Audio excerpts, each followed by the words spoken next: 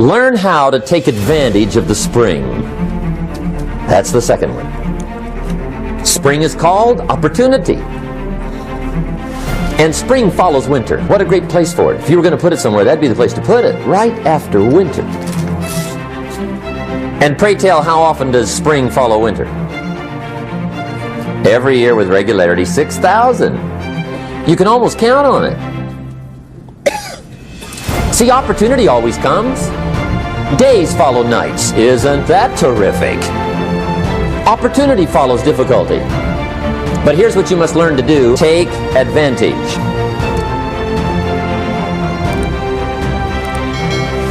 You must learn to take advantage of the spring. See, just because spring rolls around is no sign you're going to look good come fall. You gotta do something with it. In fact, you have to get good at one of two things in life: planting in the spring or begging in the fall. Or get somebody to do it for you. See, those are about the only alternatives.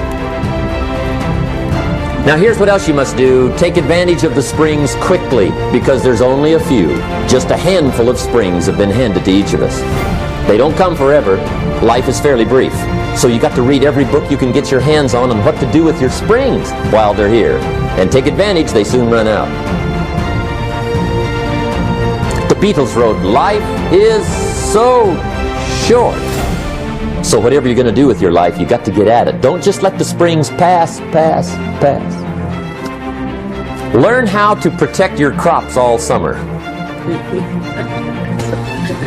You got to take care of what you start.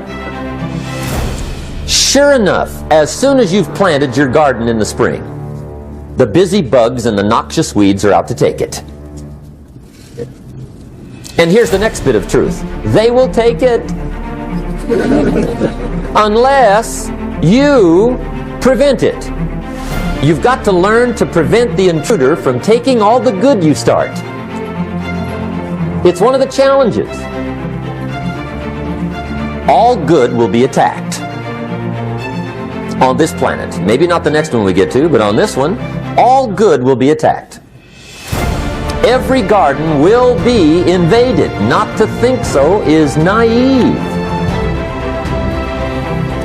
All values must be defended. Political values, social values, community values, family values, marriage values, friendship values, business values. Every garden must be tended all summer. Learn how to reap in the fall without complaint. Learn to reap come harvest time without complaint. Take full responsibility for what happens to you. It's one of the highest forms of human maturity, accepting full responsibility. It's the day you know you've passed from childhood to adulthood, the day you accept full responsibility. And another note, learn to reap in the fall without apology. Without apology if you do well, and without complaint if you don't. That's maturity. I used to have that long list of reasons why I wasn't doing well. To explain. You got to explain, right? Otherwise you're going to look bad. I used to have this funny list called Reasons for Not Looking Good.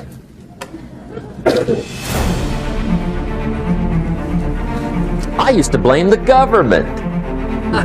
I mean, you can believe that or not. It was at the top of my list. I had a lecture second to none. The government. That was on my list. I used to blame taxes. Look what you got left after they take everything. And they expect you to do well. That was on my list there. Prices, that one's easy, right? You walk into the supermarket with $20, come out with a little half bag. So I had that on the list. I used to blame the weather. I blamed the traffic. I used to blame my car. I blamed the manufacturers. I used to blame the company. I blamed company policy. I used to blame the training program. I blame my negative relatives. They were always putting me down. I blame my cynical neighbors. They're just selfish, looking out for themselves. Won't loan you money? They were on my list.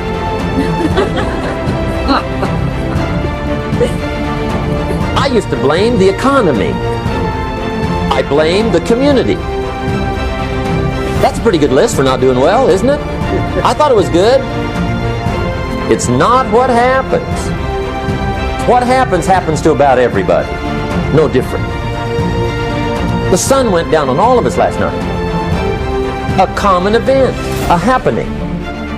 And I found out that the same things can happen to two different people. One gets rich and one stays poor. Why is that?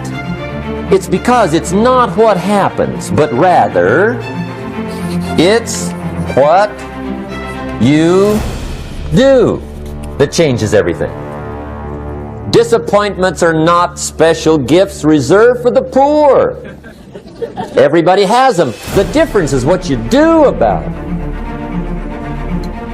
It's not the weather. I used to blame the weather, and I discovered it rains on the rich. So see, that won't help. Two men wake up one morning, there's a rainstorm on. One of them looks out his window, sees the rainstorm, and he says, "Wow, what a storm! With weather like this, they can't expect you to go out and make sales." He stays home. Same morning, the other guy looks out his window, sees the same storm, says, "Wow, what a storm!" But he says, "You know what, with weather like this, what a great day to go out and make sales. Most everybody will probably be home, especially the salesman."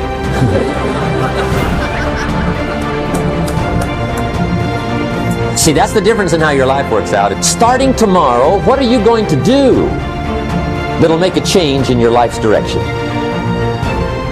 Good question. What are you going to do starting tomorrow that'll make a difference? Now see, if you don't do something starting tomorrow that'll make a difference, guess what? It's gonna be the same. And see, that way you can guess what the next 5 years are going to be like. Look at the last 5. Because the next 5 are going to be like the last 5 unless you, major key, tomorrow, change it all. Or change a little, or change something, or don't change. It's choice time. You can do whatever you want. But it's nice to know any day you wish you can change your whole life. What can you do with economic chaos, massive disappointment? What can you do with a broken heart? What can you do when it won't work? Good question. So if I had a word with you tonight, one-on-one, just you and me, I think my personal advice to you would be, this year, reach down inside of you and come up with some more of those remarkable human gifts. They're there, waiting to be utilized. And then change anything for you you want to change. And I challenge you to do that because you can change. If you don't like how it is for you, change it. If it doesn't suit you, change it. If it doesn't please you, change it. If it isn't enough, change it. And I challenge you to do that because you can change. See, you don't ever have to be the same again after tonight, only by choice.